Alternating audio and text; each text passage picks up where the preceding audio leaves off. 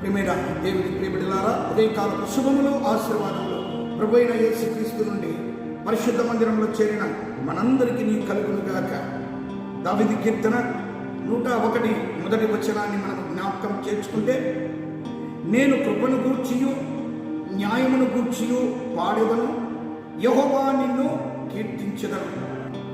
ప్రియమైన దేవుని సంగమా, కృప అన్నది పాపిని రక్షించమని చెప్తుంది, న్యాయము అన్నది పాపిని శిక్షించమని చెప్తుంది. చేసిన తప్పును బట్టి న్యాయమునకు పడవలసిన శిక్ష తప్పక పడుతుంది. అయితే ఆ శిక్ష నిన్ను సరి చేస్తుంది. దేవుడు చూపే కృప నిన్ను నిలవబెడుతుంది.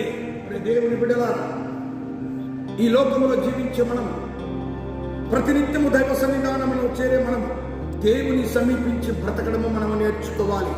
ప్రభువులో బ్రతకడము మనం నేర్చుకోవాలి. చిన్ననాటి నుండి వయసు పైబడి మరణానికి దగ్గర వచ్చిన మనం ప్రతి ఒక్కరము పాపము విషయంలో పాపానికి ప్రేరితులమై పాపము చేసినటువంటి వారమే. ఆ పాపమునకు శిక్ష మరి ఇంతవరకు అనేకులను అనుభవించి ఉన్నాము, ఇంకా అనుభవించేవారు ఉన్నారు.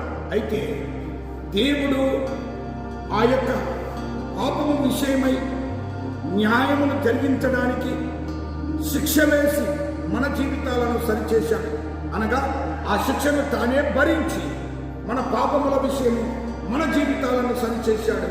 దావీదుకు చూపిన శాశ్వత కృపను మన ఎడల చూపుతూ మన జీవితాలను నిలబెట్టాడు. దేవుని నామమునకు మహిమ కలుగునుగాక. మనందరం కూడా దేవుని స్తుతించే ఆరాధన చేద్దాం, ఆయనను కీర్తిద్దాం. ఆయన మన జీవితాలను సరిచేసేవాడు, మన బ్రతుకులను నిలబెట్టేవాడు. కృప నిన్ను నిలబెడితే న్యాయము నిన్ను నన్ను సరిచేస్తుంది. ఆయన కృప కోసం ఎదురు చూస్తాను. ఆయన న్యాయమునకు తల వచ్చి ఆయన ఎడల మనందరము ఆయన పాదములను పట్టుకొని మనల్ని కాపాడమని అడుగుదాం. ఉదయకాలం ఈ యొక్క దేవుని మాటలను మన హృదయములలో దేవుడు ఆశీర్వదించి తన కృపలో బలపరచునుగాక.